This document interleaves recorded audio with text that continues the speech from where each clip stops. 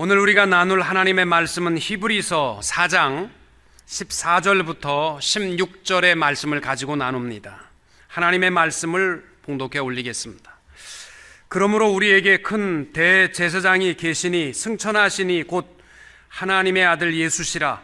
우리가 믿는 도리를 굳게 잡을지어다.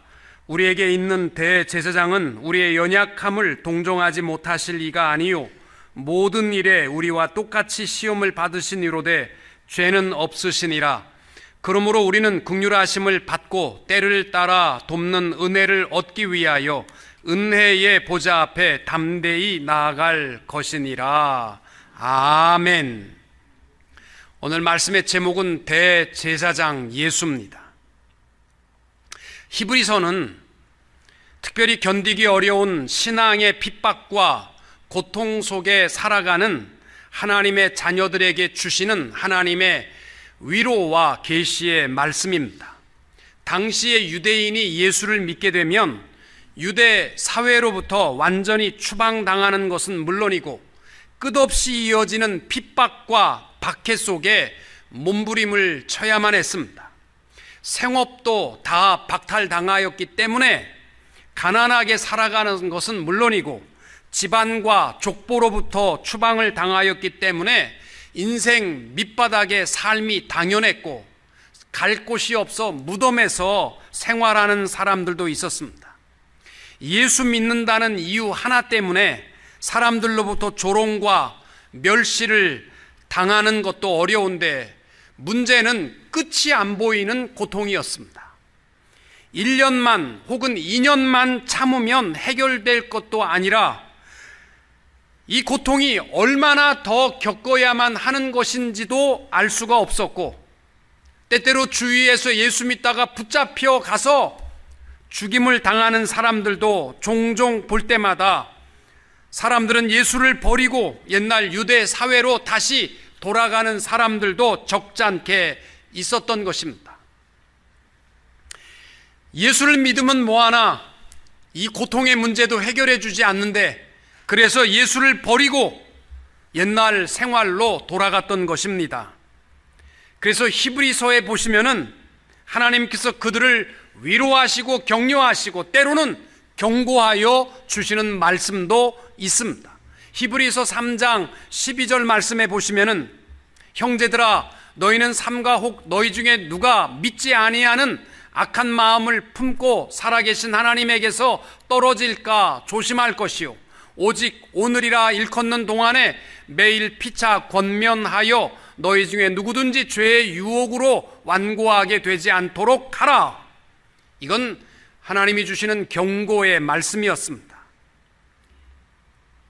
이러한 어려운 상황에 처한 유대 그리스도인들을 향하여 하나님께서 히브리서를 통해서 그들을 격려하시고 위로하시고 소망을 주시고 잘못된 길에 나가지 않도록 경고하여 말씀하시는 겁니다.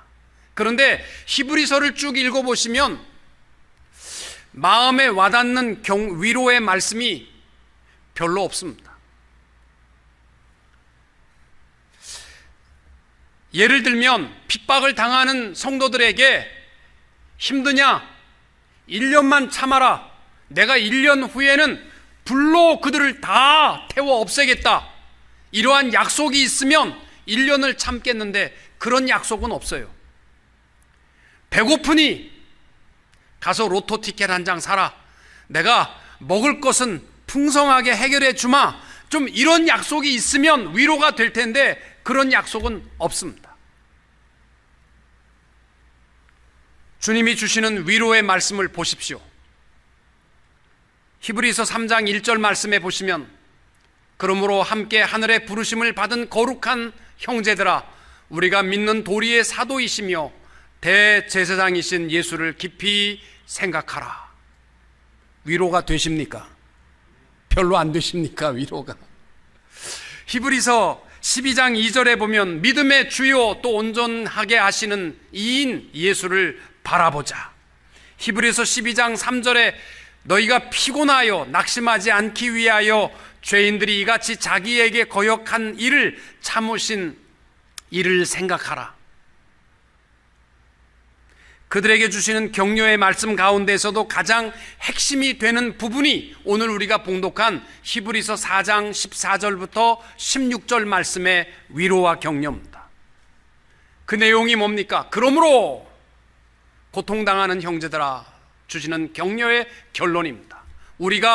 우리에게 큰 대제사장이 계시니 승천하신 이 곧 하나님의 아들 예수시라.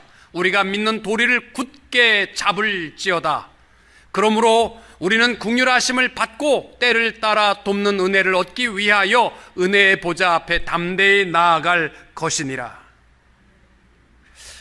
여러분, 하나님의 위로의 최고의 축복이 뭐냐면 우리에게 큰 대제사장이 계시는데 그분이 예수시단다. 위로가 안 되시잖아요. 별로. 위로가 되십니까? 여러분, 이거 아멘 하는 분들은요, 신앙의 달도에 경지에 서신 분들입니다. 이 쉬운 아멘이 아닙니다. 오늘 말씀을 통해서 우리에게 주시는 하나님의 위로의 말씀이 왜 하필 너를 괴롭게 하는 사람을 싹 쓸어버리겠다라든지 내게 풍성한 것을 주겠다는 위로가 아니라 너희에게 대제사장이 계신다, 이것이 얼마나 큰 위로인가를 기억하시고 힘들고 어려울 때마다 내게 주신 대제사장 예수를 붙들 수 있게 되시기를 축복합니다. 특별히 히브리서 내용 전체에 보면은요, 두 가지 질문과 대답이 반복적으로 나와 있습니다. 히브리서의 핵심적인 두 가지 질문 중에 하나가 뭐냐면 예수 그리스도는 어떤 분이시며 그분의 인격과 사역은 성도들에게 어떤 의미가 있느냐? 거기에 대한 대답은 이렇습니다.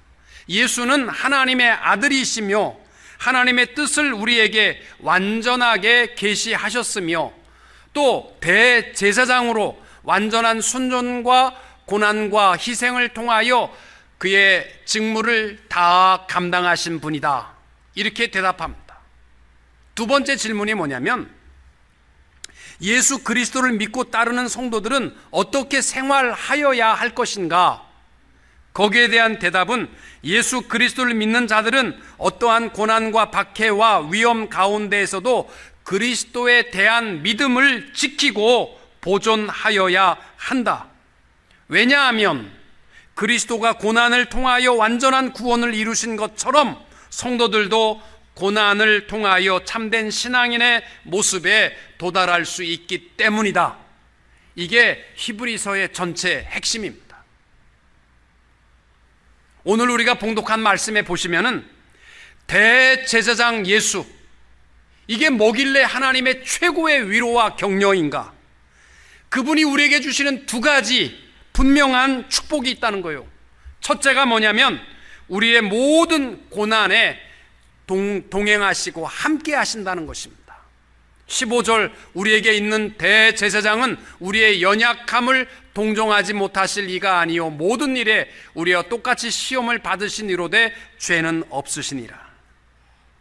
여러분, 우리가 아프고 우리가 고난 당할 때마다 기억하십시오. 대제사장 예수는 늘 우리와 함께 고난도 함께 하신다는 사실.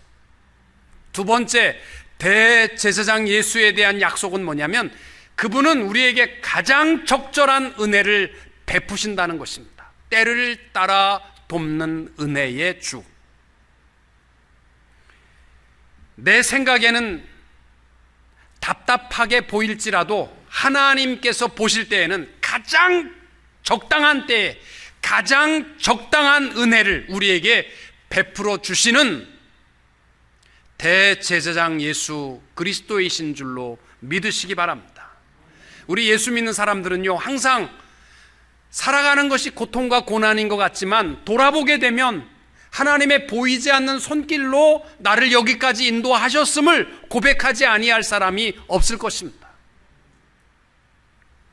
여러분, 현실의 고난 속에 있을 때 우리가 분명히 기억하십시오. 고난 가운데 우리 주님이 나와 함께 고통을 함께 감당하신다는 사실과 내 현재의 위치에 가장 아름다운 은혜와 축복을 베풀어 주신다는 사실을 기억하고 날마다 믿음을 붙들고 살아가는 성도님들이 되시기를 주님의 이름으로 축원합니다. 제일 먼저 우리에게 하나님이 주시는 첫 번째 위로와 격려의 명령은 믿는 도리를 굳게 잡으라라는 것입니다. 14절에 그러므로 우리에게 큰 대제사장이 계시니 승천하시니 곧 하나님의 아들 예수시라. 우리가 믿는 도리를 굳게 잡을지어다. 여러분, 큰 대제사장이라는 말이 무슨 뜻입니까? 크다라는 말은 키가 큰 분이라는 뜻이 아니고요, 완전하신 퍼펙트한 제사장이라는 뜻입니다. 세상의 대제사장은요, 다 실수와 허물이 있고 부족함이 있지만 우리 예수 그리스도는 완벽한 대제사장이시라는 사실입니다. 그러면서 믿는 도리를 굳게 잡아라, 이렇게 말씀합니다. 여러분, 은혜와 믿음은 동시적입니다. 은혜가 아니면 믿음이 불완전하고 믿음이 없으면 은혜를 깨달을 길이 없습니다. 그래서 에베소서 2장 8절에 보시면은 너희는 그 은혜에 의하여 믿음으로 말미암아 구원을 받았으니. 여러분, 구원은요 전적인 하나님의 은혜인 줄로 믿습니다. 그러면 하나님의 은혜면 내가 할 일은 아무것도 없습니까? 전적으로 하나님의 은혜니까 구원은 나는 상관없이 구원받은 겁니까? 은혜에 의하여 믿음으로 말미암아 구원을 받았으니. 여러분, 만약 다 하나님의 은혜니까 내가 할 일은 아무것도 없고 애쓸 것도 없다라고 생각하시면 착각이십니다. 여러분, 은혜는 하나님으로부터 시작됐지만 우리가 살아가면서 끝까지 붙들어야 할 것이 믿음의 도리를 붙드는 것이 되어야 합니다. 히브리서 3장 8절에 보면 이런 말씀이 있습니다. 광야에서 시험하던 날에 거역하던 것 같이 너희 마음을 완고하게 하지 말라. 여러분, 애굽으로부터 구원받아서 광야에 나왔습니다. 근데 그들이 조금만 어려워도 불평불만에 빠지고, 그들이 왜 그러한 교만에 빠졌느냐면 마음의 완고함이라고 했습니다. 마음의 고집. 여러분, 우리가 붙들어야 할 것은 광야의 삶 속에서 믿는 도리를 굳게 붙드는 것이 우리가 넘어지지 않고 마지막까지 승리하는 비결인 줄로 믿습니다. 여러분, 힘없는 사람들이 세상을 살아가는 그 비결은 뭐냐면 힘 있는 사람을 붙드는 겁니다. 썩어진 동아줄을 붙들고 살아가는 사람은 곧 망할 것입니다. 파손하는 배에 올라타고 좋다고 하는 사람은 배가 폭삭할 때 같이 죽을 것입니다. 세상의 그 모든 것은 붙들어 봐야 소용이 없지만 끝까지 이길 수 있는 승리의 줄이 있는데 믿는 도리를 굳게 잡을지어다. 믿음을 붙들고 살아가게 되시기를 축복합니다. 특별히 오늘 말씀해 보시면은 믿는 도리 앞에 뭐라고 나와 있냐면 승천하시니 곧 하나님의 아들 예수라고 설명하고 있습니다. 승천하셨다라는 말은 다른 말로는 무슨 뜻이냐면 가신 그대로 다시 오신다는 것이, 다시 오실 예수, 그 믿음을 붙들라는 것입니다. 여러분, 이 시대를 마지막 시대라고 말합니다. 12시간을 인류의 종말로 얘기하면 지금 11시 57분을 가리키고 있다고 합니다. 여러분, 타이타닉호가 침몰하기 직전에 3등석에 있는 사람들은 빵도 제대로 못 먹는데 선장이 와서 기분이다, 창고의 문을 다 열고 1등석 문을 다 열 테니까 아무나 들어가서 먹어라. 그래서 먹고 즐기고 있다면 그 사람이 행복하겠느냐? 곧 배는 물에 빠지게 되어 있습니다. 우리가 붙들어야 할 것은 썩어질 것들이 아니라 믿음의 도리를 붙들고 마지막 시대의 어려움을 이길 수 있게 되시기를 축복합니다. 믿음의 도리를 붙든다는 것은 다른 말로 하면 무엇을 행한다는 거 아닙니다. 하나님의 은혜와 사랑이 아니면 나는 아무것도 아니라는 사실을 늘 기억하고 감사하며 살게 되시기를 축복합니다. 어느 신학자가 말하기를 세상에는 세 가지 바보가 있다고 합니다. 첫째는 자기가 처한 현실에 늘 불만을 품고 살아가는 바보. 많이 있음에도 불구하고 내 삶에 불평이 있는 사람들, 바보랍니다. 캄보디아 이번에 가서 가난하고 또 보릿고개가 있어서 먹지 못하는 가족들에게 우리가 고난 금요일에 금식한 것을 가지고 한 가정에 30kg의 쌀을 선물로 주고 왔습니다. 그들은요 30kg의 쌀을 받기 위해서 애들 학교에 안 보냈어요. 전부 너무 좋아가지고 그 모습을 보고요 하나같이 다 울었습니다. 그들은요 미국의 삶이라는 것은 상상도 못합니다. 우리 이곳에 살아가는데 여러분 마음의 감사와 기쁨이 있으십니까? 미국의 하루 저녁에 수면제로 소비량이 얼마냐면 2천만 개가 하룻밤의 소비량이라고 합니다. 2천만 명이 수면제를 먹지 않으면 잠을 못 자는 괴로움 속에 살아갑니다. 왜요? 이 풍요로운 땅에 살아가면서 바보들입니다. 두 번째 바보는 감사하는 마음 없이 예수를 믿는 사람들 바보라고 했습니다. 왜요? 우리가 믿는다는 것은 무엇입니까? 이미 베풀어 주신 영원한 생명, 하나님의 자녀가 되는 특권, 그리스도와 더불어 영원토록 살아가는 축복과 특권을 이미 주셨다는 것이 믿음의 삶인데, 그러니 뭘 감사를 못하고 예수 믿습니까? 늘 불평하고 예수 믿습니까? 바보들입니다. 이사야 61장 10절의 고백을 보십시오.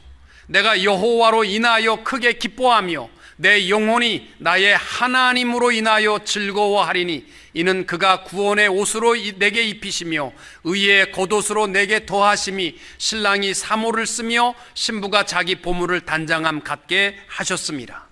뭘 더 이상 필요한 것이 무엇이요? 예수 믿는 사람들은 늘 감사하는 삶이 되어야 할 것입니다. 세 번째 바보는 심판의 날을 잊어버리고 세상에 취하여 살아가는 사람들이라고 했습니다. 여러분, 하늘로 올라가신 그분은 반드시 이 땅 위에 오십니다. 성경은 다른 말로 하면 약속의 책입니다. 역사 속에 하나님의 약속과 성취, 약속과 성취로 이루어진 것이 성경입니다. 그런데 모든 약속은 다 성취되었고 나머지 있는 약속은 딱 하나밖에 없습니다. 예수님께서 하늘에 올리우신 그대로 다시 오시리라 라는 재림의 약속만 남았는데, 그 약속을 믿지 못하면 땅 위의 것에 취하여 살아갈 수밖에 없습니다. 고린도후서 5장 10절 말씀, 이는 우리가 다 반드시 그리스도의 심판대 앞에 드러나 각각 선악간에 그 몸으로 행한 것을 따라 받으려 함이라. 여러분, 마지막 시대에 썩어질 걸 붙들지 말고 영원한 생명을 붙들고 감사하며 믿음을 굳게 붙들고 어려움을 이기며 살아가는 믿음의 성도들이 될 수 있기를 축복합니다.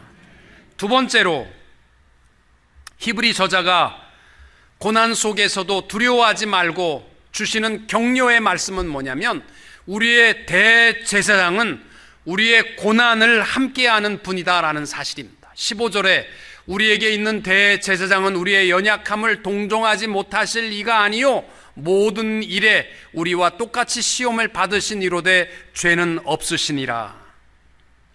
여러분, 우리의 연약함을 동정하지 못하실 이가 아니다. 부정의 부정은 강한 긍정이다. 기본 아닙니까? 이 말은 다른 말로 하면 우리 예수님은 결코 우리가 시험당하고 연약함과 고난에 있을 때 우리를 홀로 내버려 두지 아니하시고 반드시 꼭 우리와 함께 아픔을 나누시는 대제사장 예수가 너희에게 있지 아니하느냐. 이것이 바로 하나님이 우리에게 주시는 위로의 말씀입니다.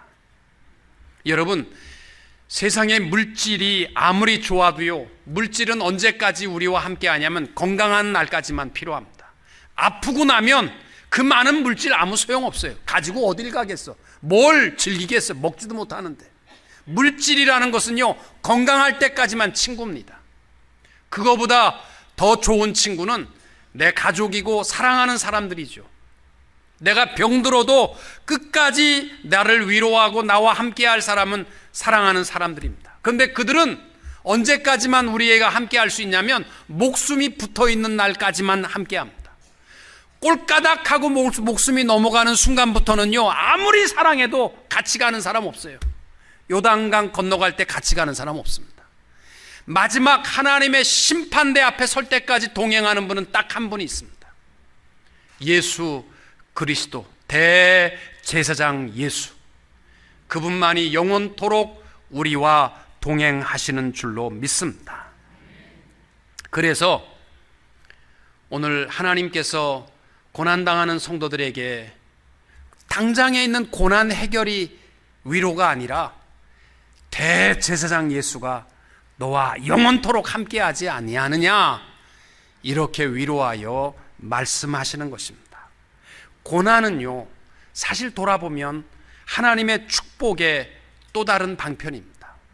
제가 목회를 해보면 고난당하는 사람 치고 신앙 저버리는 사람 없습니다. 대개 보면 잘 될 때에 신앙 저버리고 신앙에 게으르고 세상에 취하여 살아가는 것을 볼 수 있습니다. 그래서 야고보서에 보시면은 야고보가 고난당하는 자는 기뻐하라, 그 이유가 두 가지가 있다는 거예요. 첫째가 뭐냐면 모든 고난에는 의미가 있기 때문에 기뻐하라는 거예요. 여러분, 우리가 당하는 어려움들은요, 의미 없는 거 없어요. 다 의미가 있습니다. 마치 순결한 금을 얻기 위해 99%의 금을 얻기 위해서는요, 뜨거운 불 속에 들어가서 불순물을 없애야 하듯이 성도가 순결한 하나님의 백성, 자녀가 되기 위해서는 모든 고난의 고통 속에서 어려움을 이김으로 말미암아 순결한 그리스도의 자녀가 이루어지기 때문에 고난에 대해서 기뻐하라라고 말씀합니다. 두 번째 이유가 뭐냐면 고난 속에서도 하나님은 우리와 함께 하시고, 또 고난의 결과는 우리는 알 수 없지만 하나님은 이미 아름다운 결론을 세워 두셨으니까 걱정하지 말고 고난 가운데 기뻐하라, 이렇게 말씀합니다. 일본의 전자레인지 사업의 선두 기업인 마쓰시다 전기 창업자인 마쓰시다 고노스케라는 분이요, 그의 자서전에서 이런 이야기를 했습니다.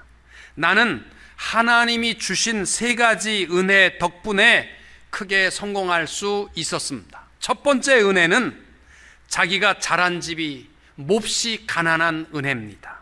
그 덕분에 신문팔이, 구두 닦기 등 안 해본 일이 없어서 자기는 세상에 풍부한 경험을 가질 수가 있었습니다. 두 번째 은혜는 태어날 때부터 몸이 너무 약한 은혜. 그래서 자기는 어렸을 때부터 열심히 평생 운동하며 살았기 때문에 평생 건강하게 살 수 있었습니다. 세 번째 은혜는 초등학교도 못 다닌 은혜. 그래서 그 덕분에 자기는 세상 모든 사람들을 스승으로 삼았고 나보다 낮게 여겼고 항상 열심히 배우는 일을 게으르지 않게 했다.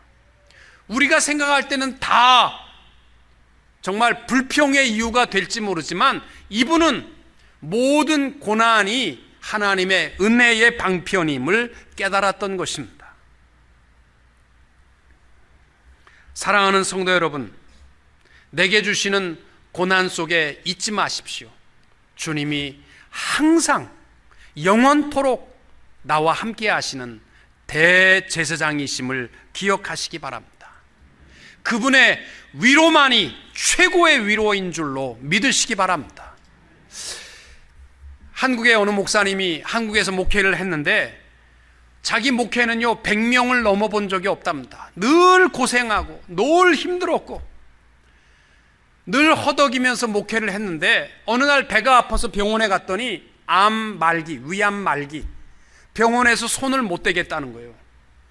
그래가지고 이 사람이 자기도 천국에는 가야 되니까 기도원에 가서 하나님 앞에 매달려 모든 식음을 전폐하고 하나님 앞에 기도했어요. 피를 3번을 토하고 살아났습니다. 그리고 목회를 하는데 서울에 있는 암 환자는 전부 자기 교회에 찾아왔대.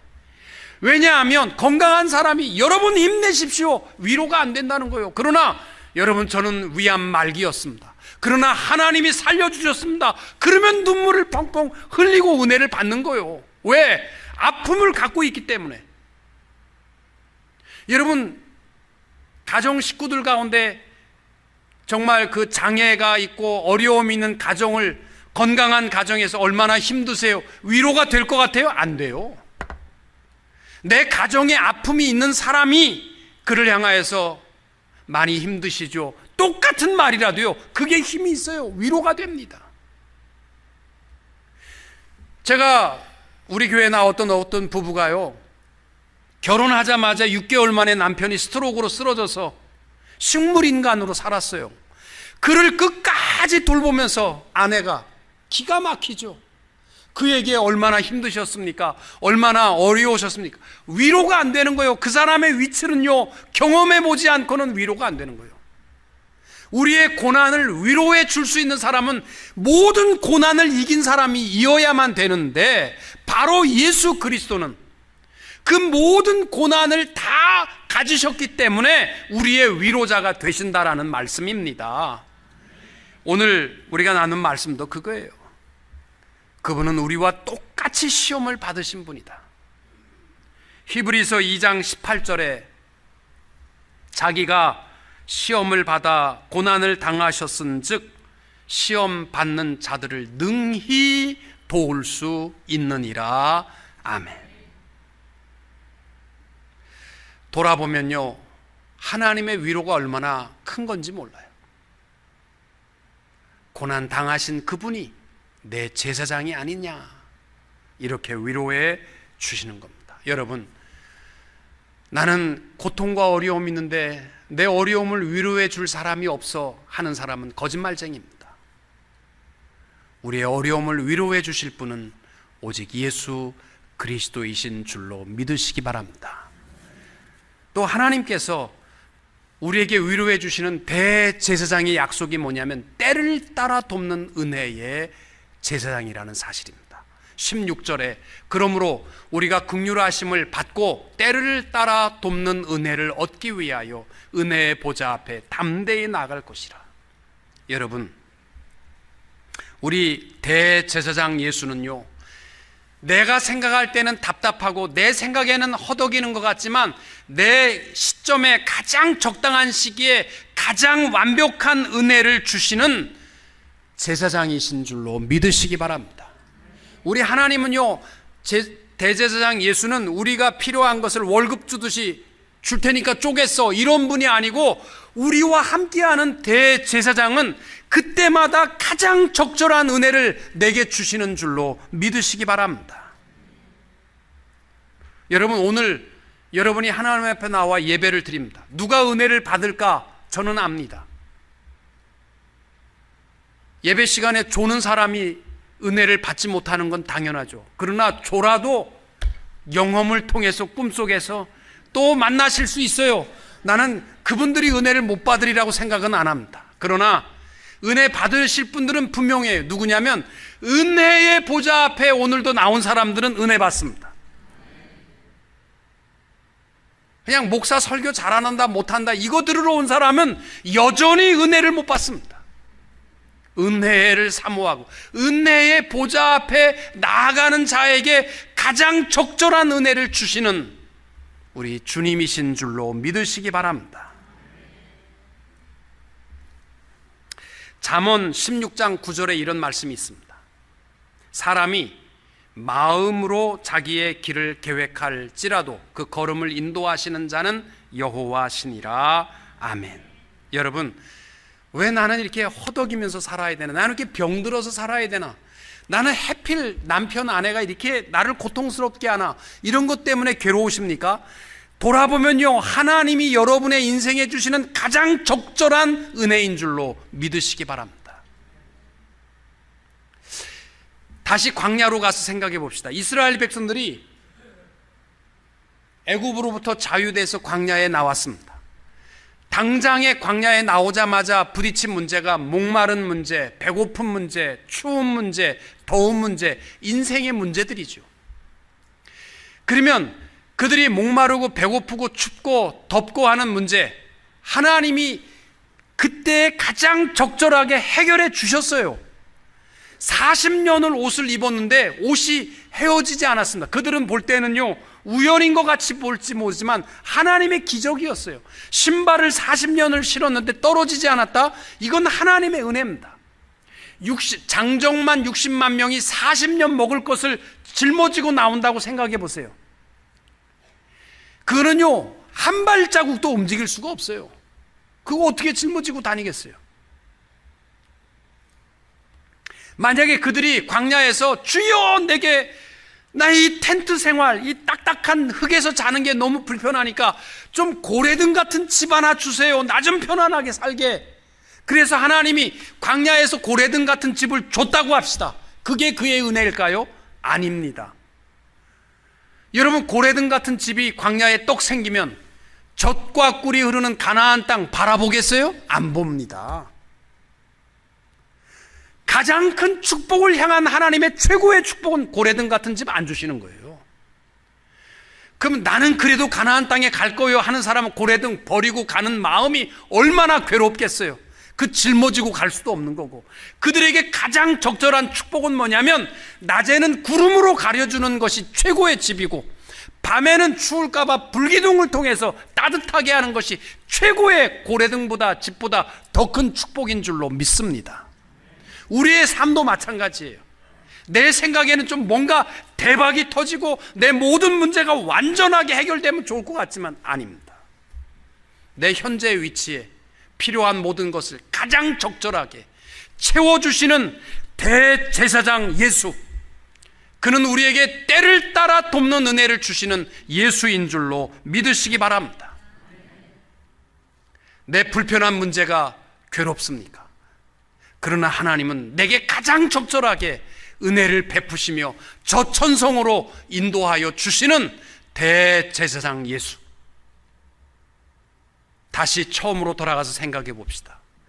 내가 고난당할 때에 하나님께서 대제사장 예수가 있다. 아무런 위로가 되는 것 같지 않지만 이것보다 더 큰 위로가 어디 있습니까?